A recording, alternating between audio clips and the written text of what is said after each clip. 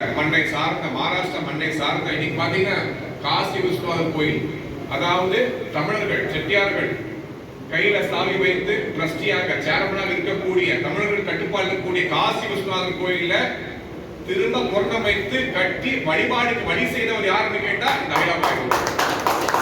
அதுக்காகவே நாடு முழுவதும் அனைத்து இந்துக்களும் அவங்களுக்கு கடமைப்பட்டிருக்கோம்.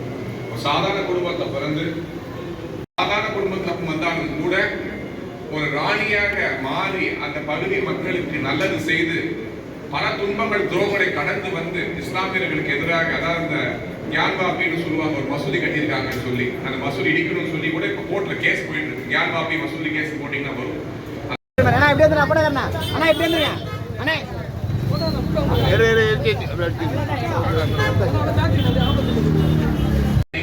கட்சி வந்து நாளைக்கு சீட் கேட்கறது வழியாக முடியும். பிஜேபி வந்து ஒரு தொகுதியில் சீட்டு கேட்கறத நம்ம ப்ரூஃப் பண்ணணும்.